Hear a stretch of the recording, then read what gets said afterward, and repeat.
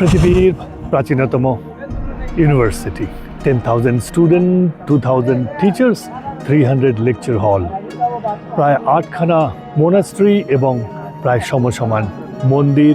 এই সব নিয়ে ছিল নালন্দা মহাবিহারা, আমরা বলি ইউনিভার্সিটি। আমেরিকার প্রাচীনতম ইউনিভার্সিটি হার্ভার্ড প্রতিষ্ঠিত হয়েছিল 1636 খ্রিস্টাব্দে।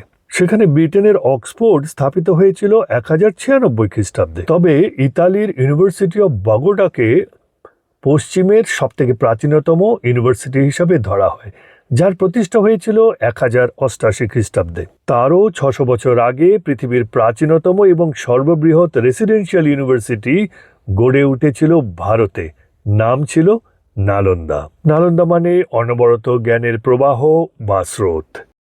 আর সেই জ্ঞানের জন্যই এশিয়ার বিভিন্ন প্রান্ত থেকে ছাত্ররা আসত নালন্দায়।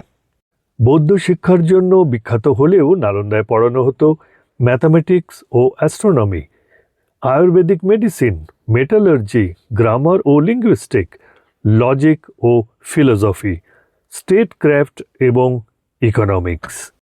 কিংবদন্তি পণ্ডিত মনীষীরা পড়াতেন এখানে।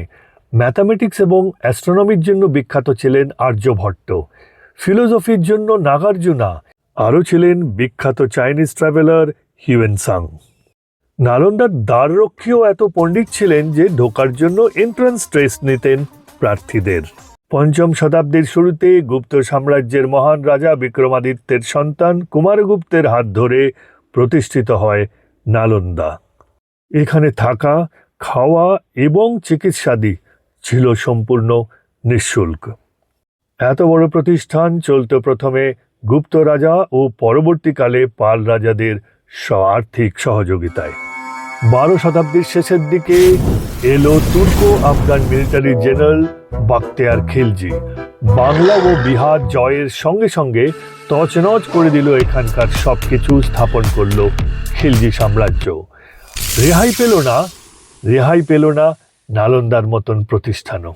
শোনা যায় নালন্দার লাইব্রেরির 90 লক্ষ বই জ্বলেছিল 3 মাস ধরে। আজও নালন্দার দেয়ালে চোখে পড়ে সেই পোড়া দাগ, কাছে গেলে হয়তো পাবে সেই পোড়া গন্ধ। নালন্দা মহাবিহারা আসলে প্রাচীন ভারতের ইন্টেলেকচুয়াল লিডারশিপের এক অনবদ্য নিদর্শন। ভারতীয় হিসেবে এই নিদর্শন না দেখে এবং এর গর্বে গর্বিত না হয়ে থাকতে পারোই না। এবার বলি কি করে পৌঁছবে এখানে। কলকাতা থেকে, হাওড়া থেকে পাটনাগামী যে কোনো ট্রেনে পৌঁছতে পারো বখতিয়ারপুর। সময় লাগবে 8 ঘন্টার মতো। রাতের ট্রেনে এলে ভোরবেলা পৌঁছবে এখানে।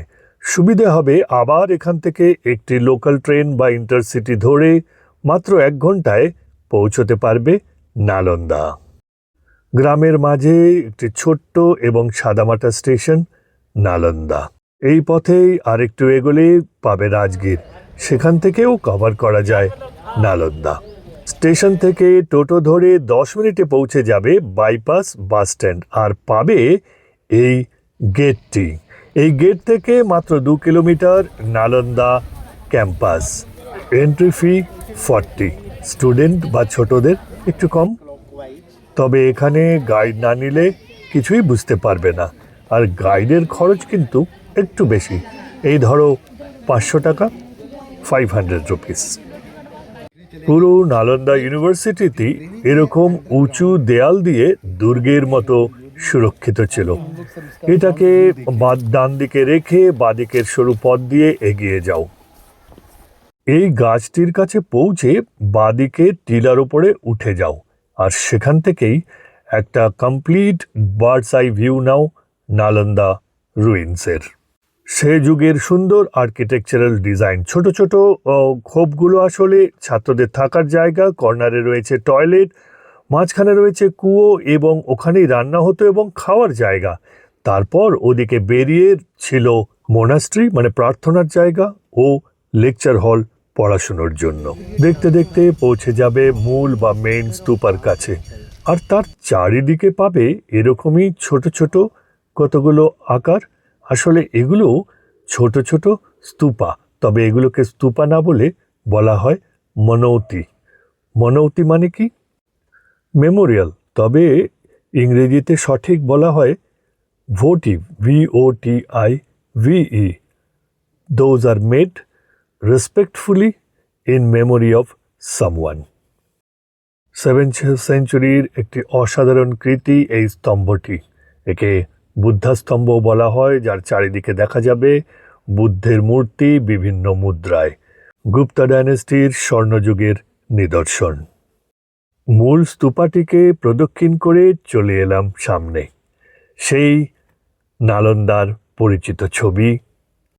উঠে গেছে সিঁড়ি অনেক অনেক উঁচুতে।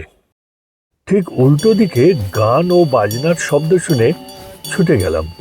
মাঠের মাঝে একটি গাছের তলায় বসে আছে একজন চাইনিজ ট্রাভেলার। দেখতে কি অনেকটা হিউয়েন সাংয়েরই মতন। কি গাইছে জানি না, হয়তো এটাই তার প্রার্থনা।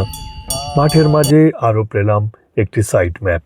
একদিকে সারিবদ্ধ 8টি মোনাস্ট্রি বা রেসিডেন্সিয়াল স্টাডি ক্যাম্পাস এবং অন্যদিকে কয়েকটি মন্দির।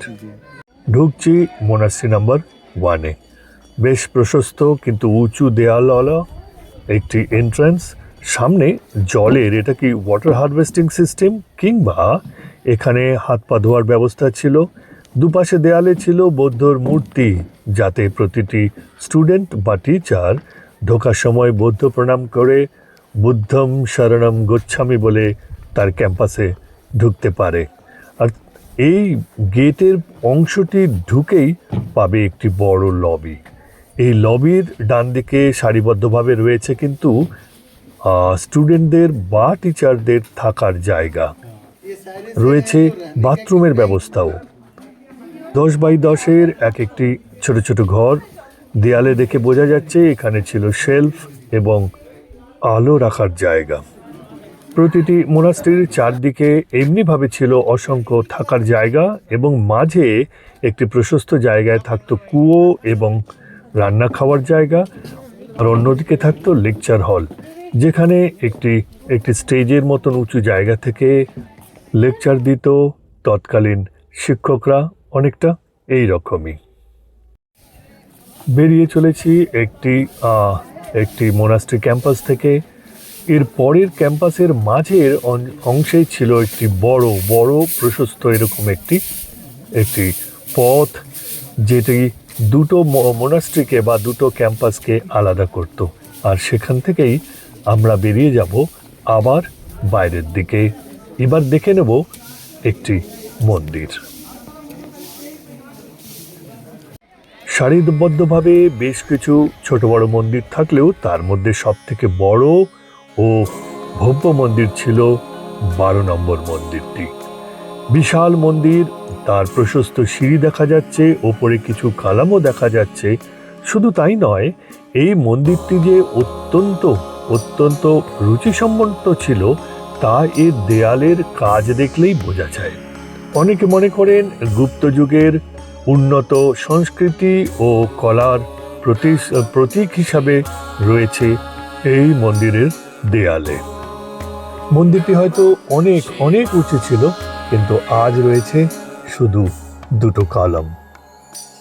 একজন ভালো গাইডের সঙ্গে পুরো নালন্দা দেখতে সময় লাগতে পারে 1.5 থেকে 2 ঘন্টা।